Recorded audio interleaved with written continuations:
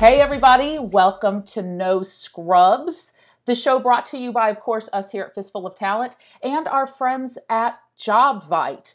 No scrubs. What's a scrub? A scrub is simply a bad hire. So you probably guessed by the name and that description that we're a talent acquisition show. We want to give you nice tips and tricks to make sure you have no bad hires. And of course, we get into some HR and leadership stuff as well. So today we're talking about culture. If you know me, you know that I am an advocate for culture and do believe it exists. And without further ado, I want to introduce our very special guest today, Jason Seiden. How are you today? I'm good. How are you, Dawn? Thanks for having me on. You know, I'm doing well. Doing well. You're seeing me in my studio here in Birmingham, Alabama. Love it. Where are you at right now?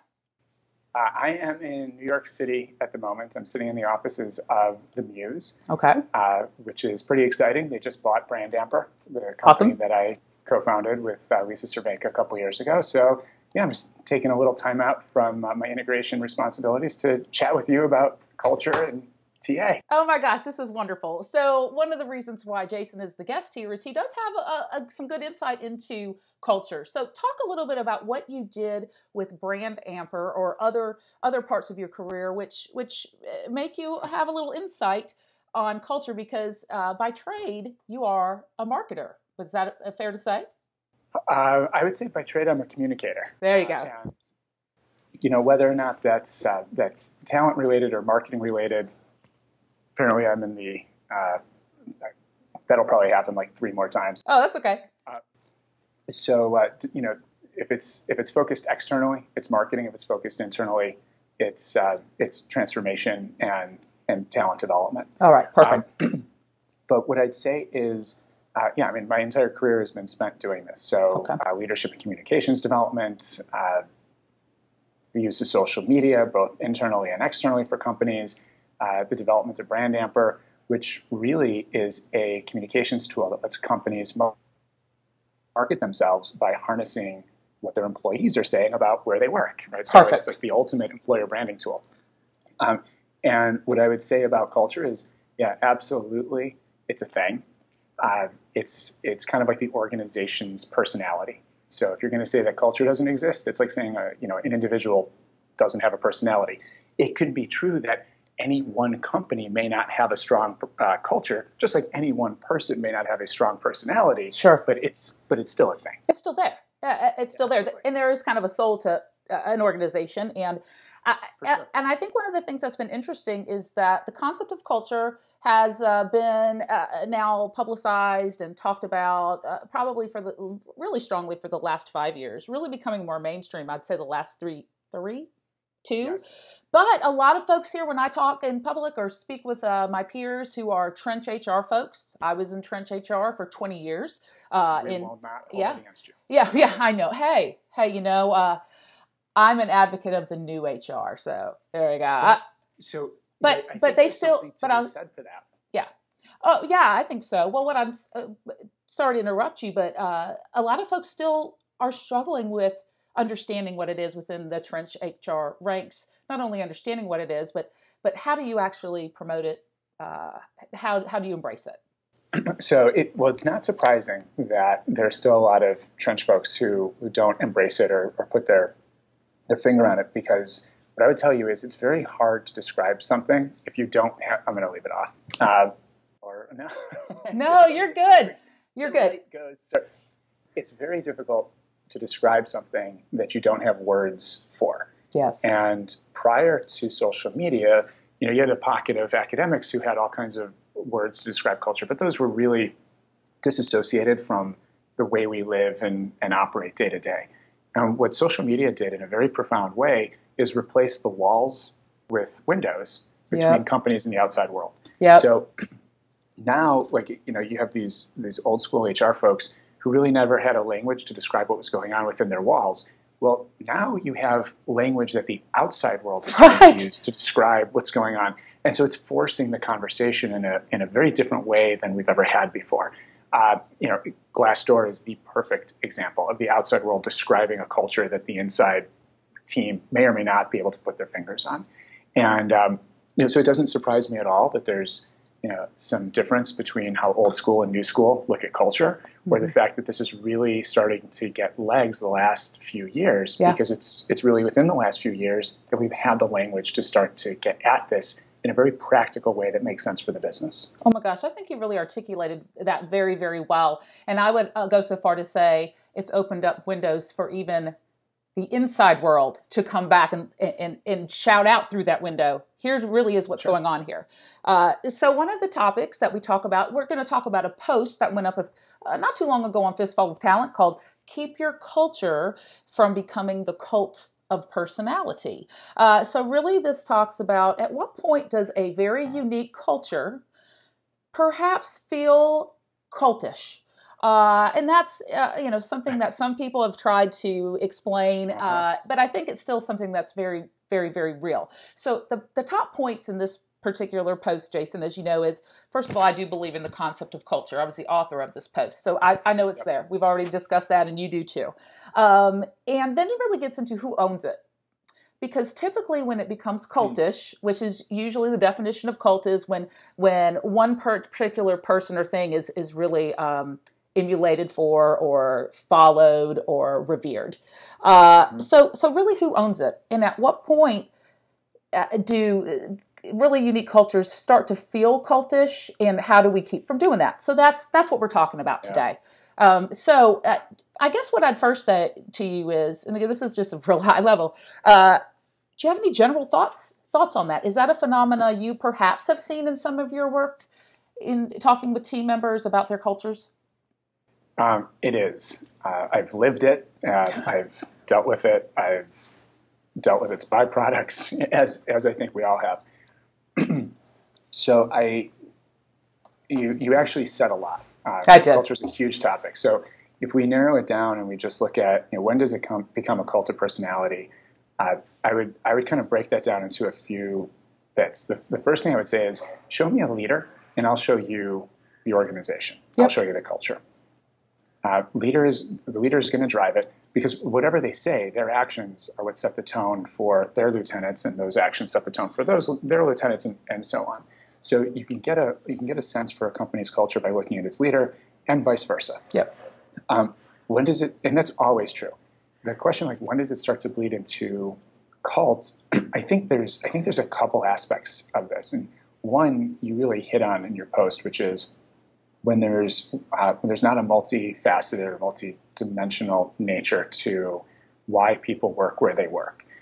When it becomes very singular, I'm here because, our leader is just that fantastic. It's the Steve Jobs, or I love this coffee. It's at Starbucks. When it becomes unidimensional, you run a risk. Yeah. But I think there's another time too. If you're going to have a cult, one thing is true, which is you've got a very strong personality at the top. Sure. And when you look at strong personalities, there's really two kinds. There's strong personalities who love other strong personalities, and then there's the kind that wants to be the strongest. Yeah, absolutely. And I think cults really start to come about in that second batch, because what ends up happening is you have this really strong leader, really strong personality at the top, and then the lieutenants are kind of absent. Yep. They become, gophers, but they aren't putting their own stamp on the culture. And so what happens at the next level down is those people, when they're looking for direction, what do I do? They go to their boss. But when they look at why am I here, it goes straight up to the head of the company, right? And so chances are, you've got the alpha at the top, and then those lieutenants get beat down. Those lieutenants beat down the people. So all of a sudden, everybody in the company is looking to the same person for that cultural direction. Sure. And that is another area where I think cultures run the risk of becoming cults. Yeah. I think what's interesting in my experience is, first of all, a lot of the times the leader or CEO, particularly if it starts to go into cult, they get a bit of a bad rap, and I'm gonna give them a break in a couple of areas. In a lot of respects, their personality or leadership did make the company successful. Sure. So it's certainly not a black or white situation, and they are worthy of being followed or listened to. What I find, though, in some regards, is sometimes then leaders, they either don't realize that they're starting to use the bully pulpit, which they have access Sure. to, as they should, in ways to try to get their agendas or thoughts to be the primary ones, as in opposed to getting feedback. But their egos are then wrapped in it as well. And so I do sometimes think that it's a their personal self-worth is important as being part of the brand of the company. I don't know. But let's stay with that for just a second, right? And let's take the quintessential entrepreneur. Sure. This entrepreneur hears no.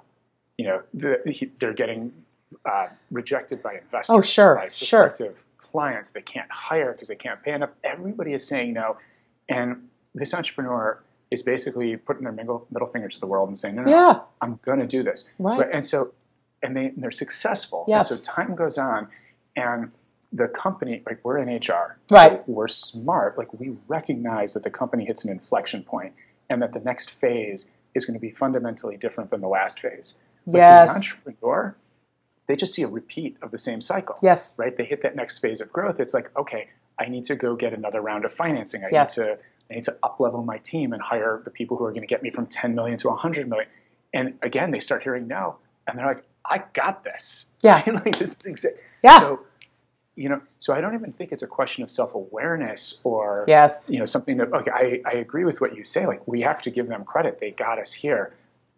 This is where, just sheer, force of personality. Some people have a big enough personality that they can kind of put everybody on their coattails and just muscle it through to the next level.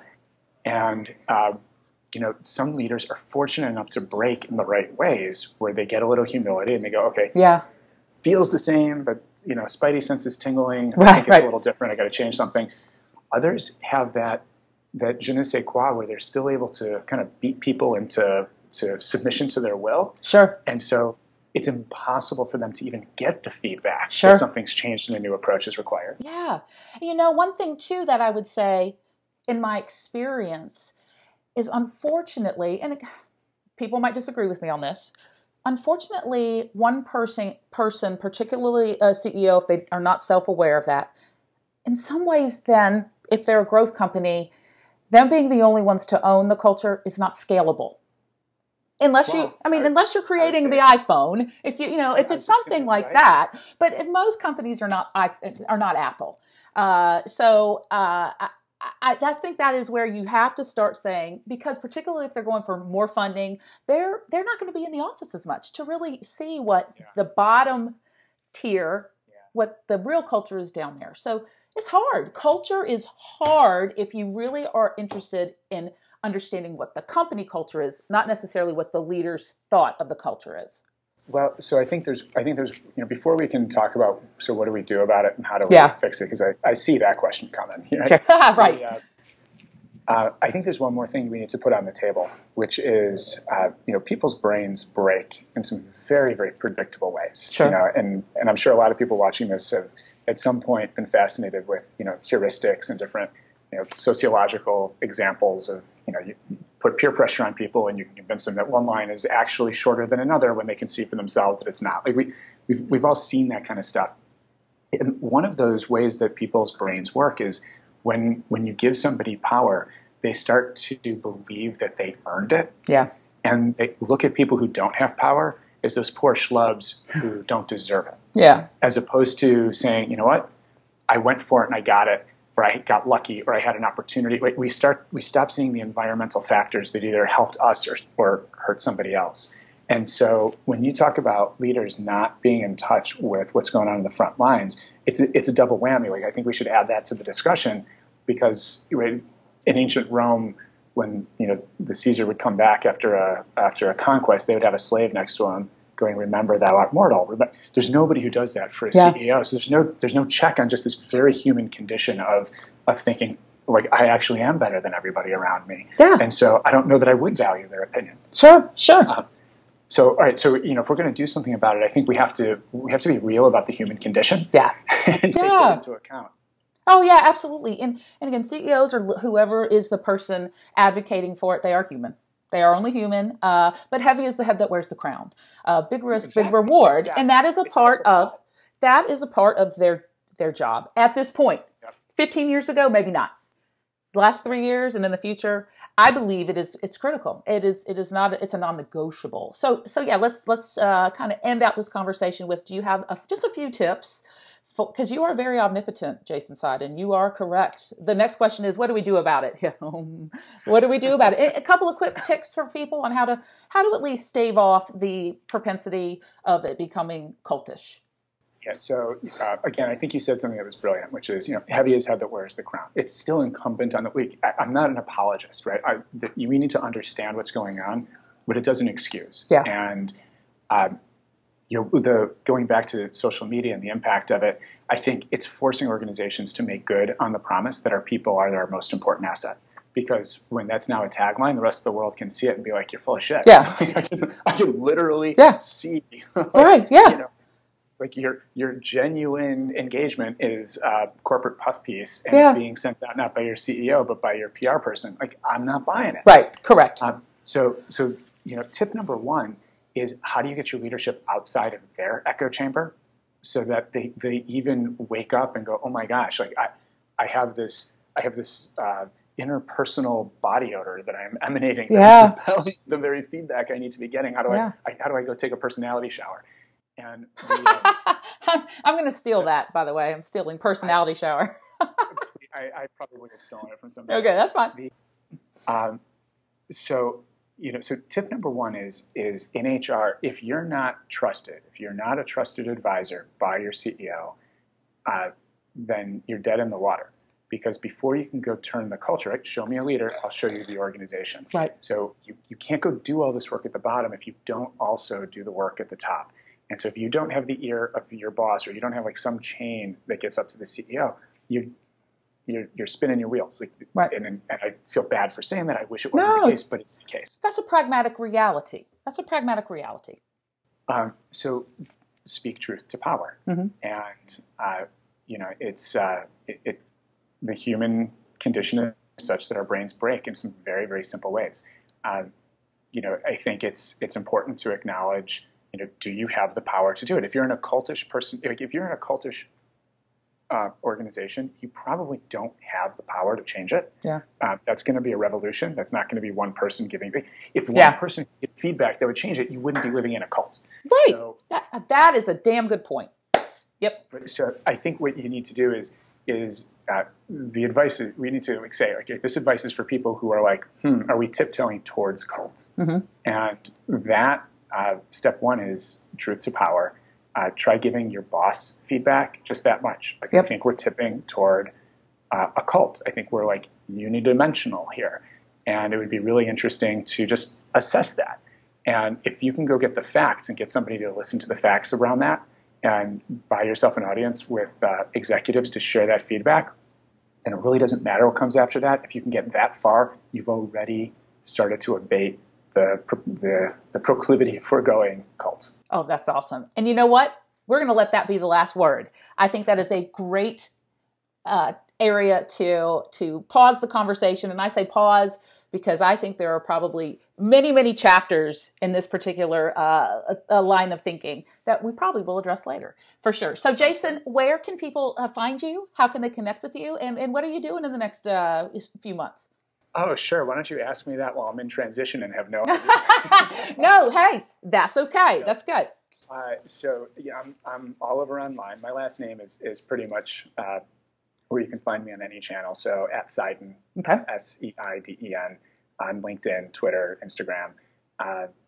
Email is jason@seiden.net. I mean, that's where I'm at. What am I doing? Helping first of all, I'm helping the Muse figure out what they now own. Right. Yeah. How to take. And I got to say, I can't say what they're doing specifically, but I can say I'm very, very excited about the direction it's taking. That's great. Which is awesome. And I am kind of having conversations and looking for my next thing and thinking hard about actually this topic. So transformation and communications that allows companies to actually make evolutionary leaps forward together. Not from a cult standpoint, but where employees and leaders are working hand in hand. All right, very good. Well, Jason, thank you so much for being a guest on No Scrubs. And Thanks for having me. Did you love how I said that? Thanks for being a guest on No Scrubs. Thank you very much for being here today. I know you got a lot going on with the Muse, and y'all check out the Muse as well. So I am Dawn Burke. You've been watching No Scrubs, brought to you by Jobvite, Jobvite, and of course us here at Fistful of Talent. Till next time, bye.